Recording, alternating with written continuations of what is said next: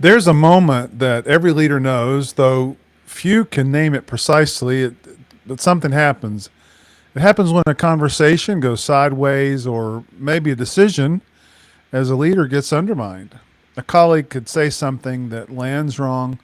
Maybe even some circumstances arise that you didn't choose and, frankly, you didn't want.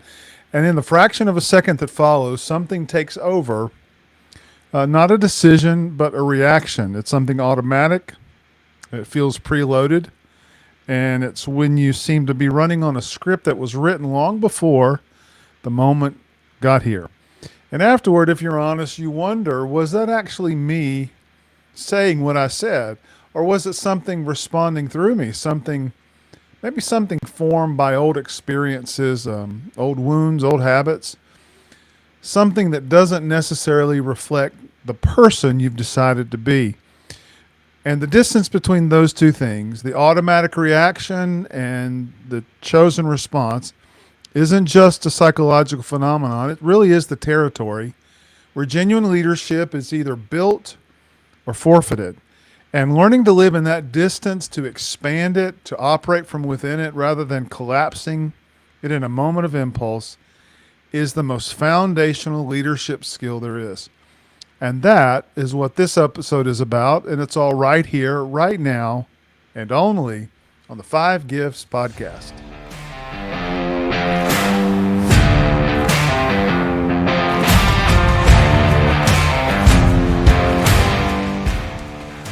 You're listening to the Five Gifts podcast, a weekly show designed to equip leaders in the Spirit-filled church. I'm Bruce Ritter, and along with my co-host Charles Russell, we offer insights for leading the local church in the fullest expression of Jesus. If you're interested in learning more about practical theology, the gifts of the Spirit, and spiritual disciplines, this is the show for you. Welcome to the Five Gifts podcast. Welcome back to the Five Gifts podcast. I'm Charles Russell, alongside my co-host Bruce Ritter, and this is episode 3. It's called The Power of Proactivity. What a joy it is, and we're so honored and thankful that you joined with us today on the Five Gifts podcast. Got a great episode lined up, and we can't get started until we say, Bruce, how are you doing? Got to check in with Bruce Ritter today. Well, we're doing good, Charles. We finished up our in-person instruction for the first year of our cohort just this past Friday. And man, a little bittersweet, to be honest. This has been so life-giving to be part of it and to lead it. And I think it's been rewarding for our students. They still got a lot of work to do in terms of their writing. But imagine that these students have been working on their master's degree and just 11 months ago, they weren't anywhere near their master's degree. Now they're candidates and about to reach for that brass ring. So, Charles, has been an exciting few days for us. I've been celebrating a couple of birthdays. My daughter had a birthday. Just went to visit a friend over the weekend. I want to shout out to Webb Hoggard, one of our devoted listeners. Happy birthday, Webb. I hope your 40th was fantastic. But here we are again. It's Monday, a little later in the day than we normally film our episodes and record, but I'm excited to talk about this today, Charles. How about you? How's your weekend? Well, I mean, not nearly as much cake as you got to enjoy, but a great weekend nonetheless. Yeah, absolutely. We spent Saturday night or Saturday evening. We're up here on top of the mountain, and so we had the fire pit and some s'mores and great sunset. So we just had a good night on Saturday evening. Great day at church yesterday, and then here we are now. So man, it's just keeps on getting better. So we're just stacking those days, man. And so with all that, I mean, I think we're in a good place to get going with our topic, our episode for today. Yeah, we've been building the series in a pretty deliberate sequence. Episode 1, we started talking about these internal foundations that are important to the leader that you're becoming.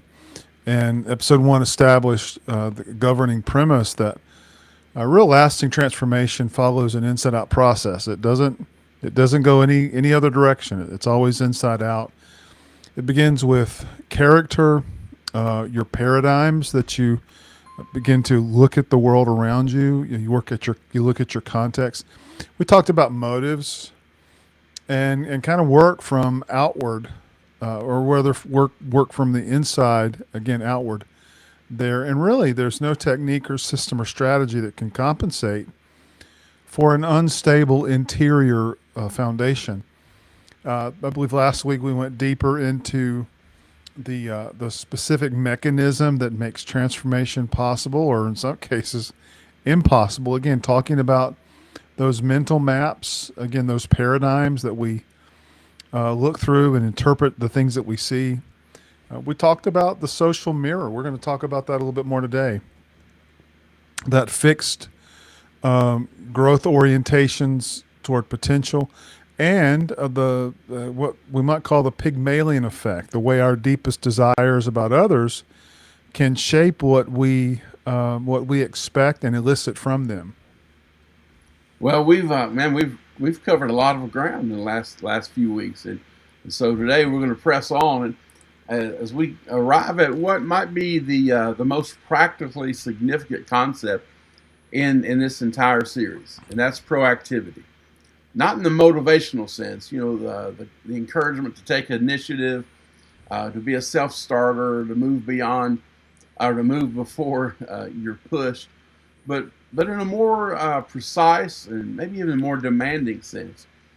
Things like the capacity to choose your response, excuse me, regardless of what is happening around you. Even the freedom that exists in the gap between stimulus and response, and then the discipline of learning how to live there. So we're going to cover the deterministic maps that keep most people from ever accessing that kind of freedom. The most powerful demonstration of it in human history, the four endowments that make it possible, what proactivity actually looks like in the language and decisions of daily leadership life, and then how to begin developing this capacity systematically rather than accidentally. Yeah, and before we can talk about proactivity as a discipline, we have to name what it stands in the way of, or rather, what stands in the way of it, because the obstacle is not primarily a lack of motivation or effort. It's something that's more structural. Again, a set of maps that most people have been navigating for so long that they experience them as simply, for lack of a better phrase, just simply the way things are. So let's talk about determinism, some deterministic factors and maps that make up what we call the social mirror. We introduced the social mirror, I believe, in previous episodes. And really, those are the accumulated reflections that we receive from the people around us throughout our lives. And we get them in so many ways, from assessments and projections that other people make on us, narratives that people have handed us about who we are and what we're capable of. Most people accept the social mirror as reality rather than, I think, recognizing it as a particular, always partial. It's a never complete image. It's often a frequently distorted interpretation of the reality that, truthfully, is far richer and more complex than any reflection alone can capture. Now, the problem with the social mirror runs deeper than the inaccuracy it can show us. When we accept it uncritically, I think we tend to accept a fundamentally deterministic account of our personhood. We're saying, in effect, that what we are is the byproduct of what's happened to us and what others have concluded about us. That we're shaped by forces that we did not choose and can't significantly alter, and that the past has the final word on the present.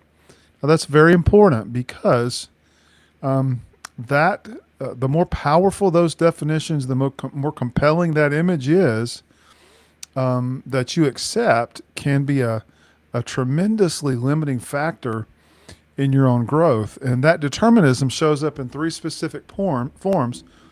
And I believe most leaders operate from at least one of them without fully recognizing it. And the first is probably a familiar term you've heard of. It's called genetic determinism. That's the belief that your character your temperament, your limitations are essentially fixed by some kind of inheritance. In other words, you might say, I've always been this way. My family has always been this way. Uh, kind of the scorpion and the frog. You know, it's in my nature. This is what I do.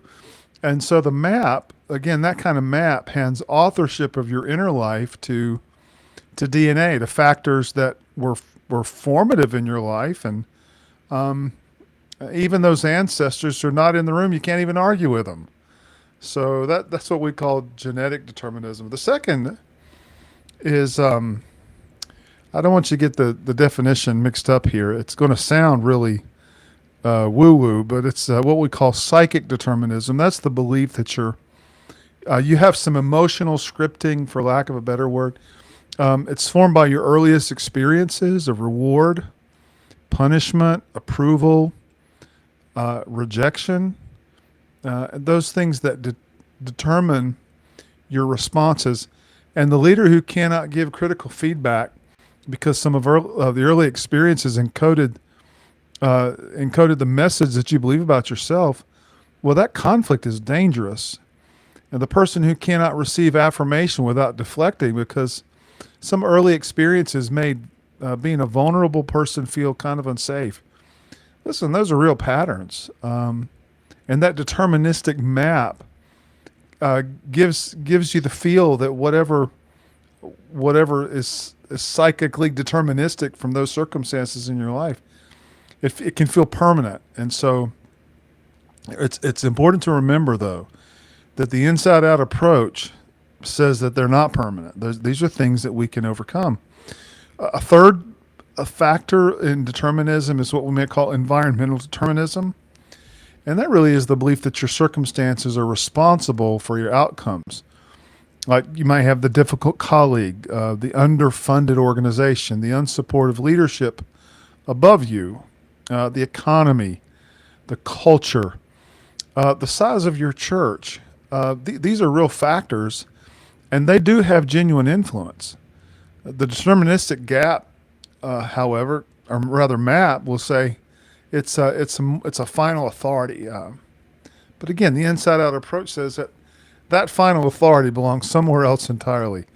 So, Charles, all three of these maps, they produce the same outcome. Usually it's a leader who experiences themselves as primarily a product of forces outside of their control, who waits for circumstances to change before changing their own responses, who has, in effect, given authorship of their interior life to external factors, and who experiences a kind of helplessness that no productivity system or even leadership technique can actually address, because the problem is not at the level of technique. Again, it's an inside-out process.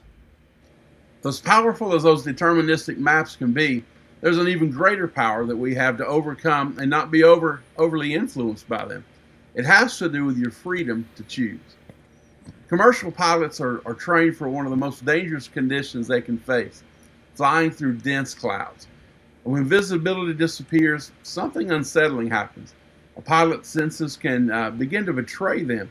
They may feel like the aircraft is climbing when it's actually descending, or they may even believe they are flying level when they're actually banking sharply toward the ground. The body is convinced it knows the truth, but the body is wrong.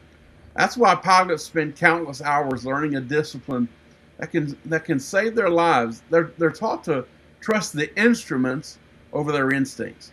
The storm may surround them, the clouds may hide every landmark, turbulence may shake the aircraft from side to side. None of that changes the fundamental choice before them.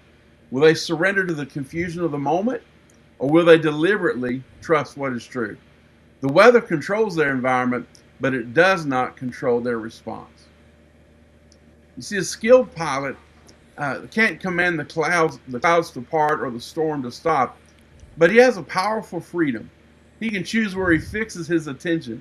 He can choose whether fear will fly the airplane or whether truth will.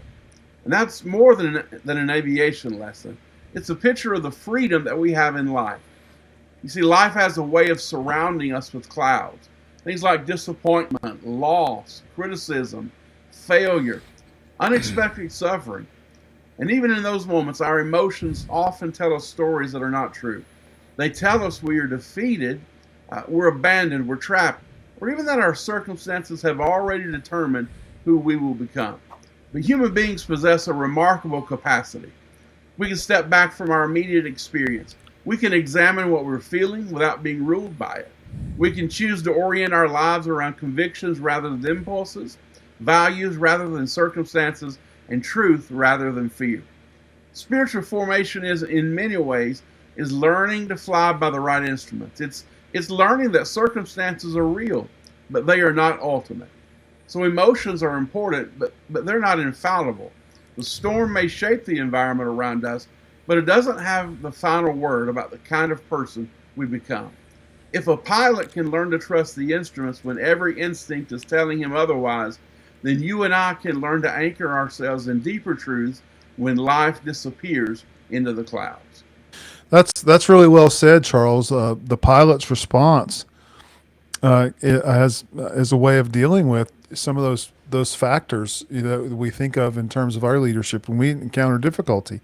Instead of defaulting to some of those maps, rather than leaning into those, we should lean into some other freedoms that we have, or we might even call them endowments, those capacities that are within us to respond to some external stimuli. And I think understanding them is a prerequisite to develop them. Now, the first endowment that I would talk about is self-awareness. That's the capacity to stand apart from your own processes, especially your mental thought processes, and observe them. It's to notice that you're angry rather than simply being anger. In other words, you have an emotional response. That emotion is not who you are, it's something you feel.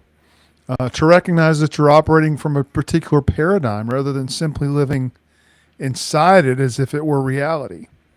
Most people experience their thoughts and feelings as immediate reality because they're powerful. They tend to bring you into those moments where you feel like this is reality. And while most people experience that just as simply as what's true right now, self-awareness creates distance that makes examination possible. And I think examination is the first step toward exercising your freedom. A second endowment is imagination. Now, that's the capacity to create in your mind a reality that does not yet exist in your circumstances. That's to envision the person you want to become before you have become them. You to hold a picture of a response that you want to practice before the situation will require it has arrived. So leaders use it to develop, to rehearse. In the imagination, the responses that their current conditioning wouldn't produce automatically until those responses become more natural than the conditioned ones.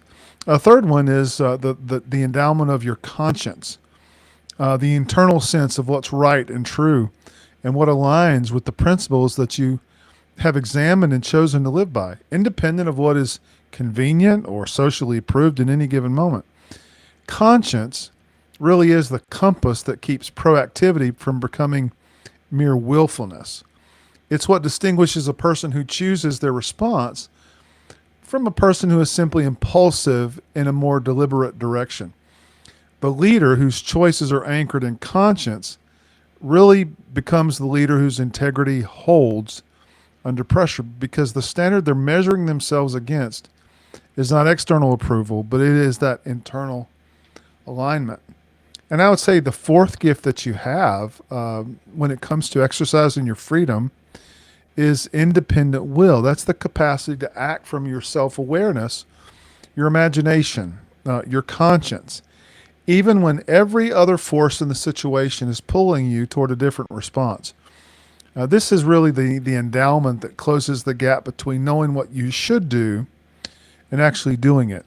It's the gap between the person you've decided to be and the person you are in a difficult moment. And it's not willpower in that white-knuckled sense. It really is the exercised authority or capacity, rather, of a person whose character has been developed enough to hold the line when circumstances can make it costly. So these are four gifts, four endowments that you have and they're not equally developed in everyone. They are capacities. And like every capacity, they grow through use and they atrophy through neglect. The discipline of proactivity is at its core the practice of developing these systematically, again, through the daily choices that either strengthen them or allow them to weaken. Well, with these endowments now as the foundation, we can begin to be precise about what proactivity actually means in the practical life of a leader.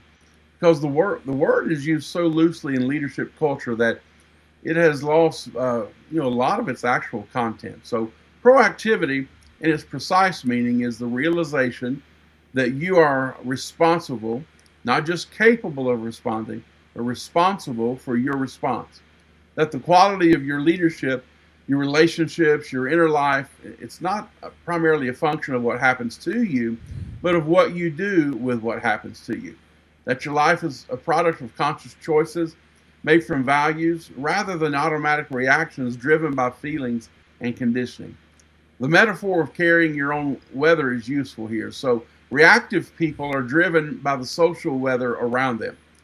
Um, when circumstances are favorable, when they're treated well, when the environment's supportive, when the conditions cooperate, they perform. But when the weather turns, now all of a sudden they face criticism, difficulty, or people maybe who don't treat them well. Well, now they become defensive, protective, and diminished. The social weather determines the quality of their inner climate. Proactive people carry their own weather. Their inner climate is not primarily determined by the conditions outside of them. It's determined by the values and principles they've internalized and chosen to live from.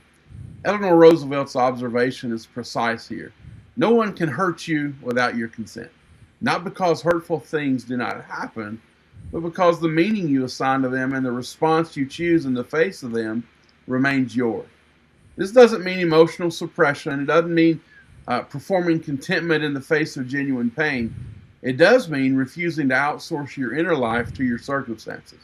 It means maintaining the authorship of your responses even when you can't control the stimuli that precedes them. So, one of the clearest indicators of where a person sits on the reactive to proactive spectrum is their language. Reactive language functions as a form of slow programming into powerlessness. So, for example, he makes me so mad. Well, that sentence repeated and believed empowers another person to be the author of your emotional state. I have to do this. That sentence over time produces a person who experiences their entire life as obligation rather than choice. Well, there's just nothing I can do. And that sentence closes the very gap that Frankel kept open in a concentration camp. It's the same for the pilot in threatening weather conditions, and it's the gift that a pastor has when dealing with painful conflicts in the local church. Proactive language runs in the other direction. I choose how I respond to this. I will. Let us look at what is available to us. These are not just more optimistic formulations. They're different maps. They're maps that locate agency in the person rather than in the circumstances. And maps, just like we established in episode 2, shape what we see and therefore shape what we do. Now, love is the most important example here. In the personality ethic framework, love is a feeling, something that happens to you, something you either have to have or do not have, something that can be lost and cannot be recovered by choice. But in the character ethic, love is a verb. It's a set of actions. It's listening, it's serving, sacrificing, it's affirming. That can be chosen regardless of whether the feeling currently accompanies them. The proactive approach to a relationship where the feeling has diminished is not to wait for the feeling to return before engaging in the actions. It is to engage in the actions and create the conditions in which the feeling can be restored. You choose to love before you feel like loving. And that choice is not a performance, it's the exercise of independent will in the service of something you have decided matters more than your momentary emotional state. Oh, Charles, what a powerful contrast there. The The love, the idea of love that comes out of a personality ethic. Man, the character ethic where love is a verb. What just a fantastic statement there. Really, the final practical dimension of our proactivity is a question of how we allocate resources. In other words, where you invest that finite energy that you have available in any given day, any given season of life. And here, the inside out approach becomes immediately actionable.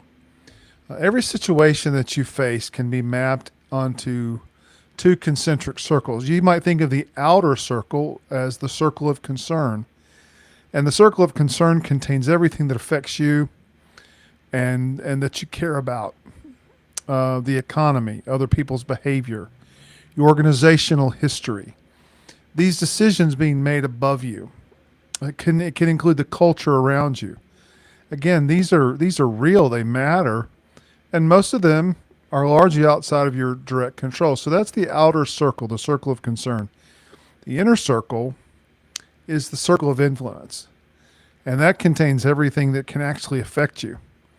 That's your own responses, your habits, your choices.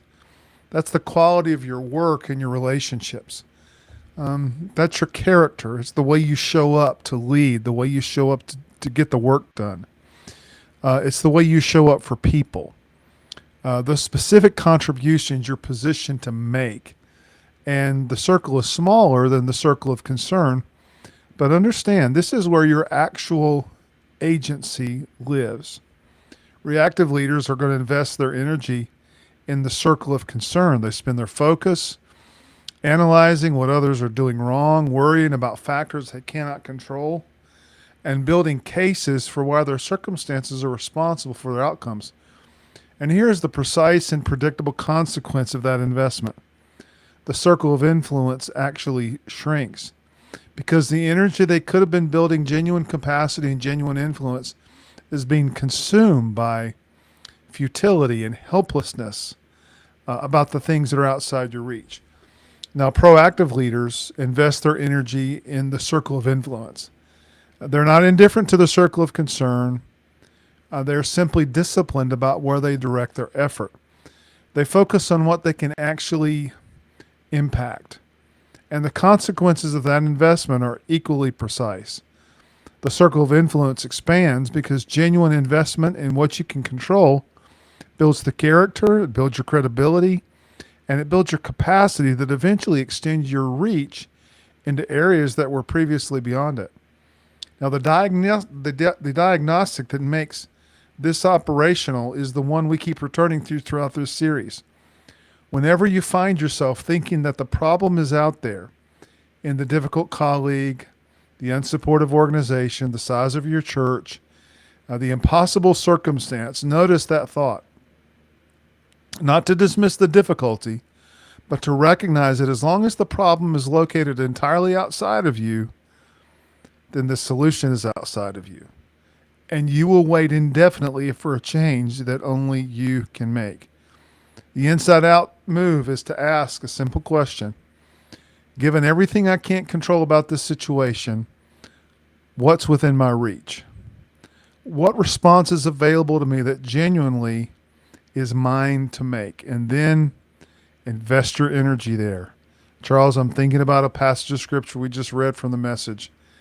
The idea where the Apostle Paul in Ephesians 4 says, run, walk. And then he catches himself. He says, in fact, don't walk, run. Run the race that's before you to accomplish. I would encourage all our listeners on this point. Make sure that you're investing your energy in the things you can control. Not because you've stopped caring about the rest of it, but because you've decided that your energy is too valuable, it's too costly to spend on territory that really is not yours. It's outside of your control. So make sure that you're spending energy on the circle of influence rather than the circle of concern.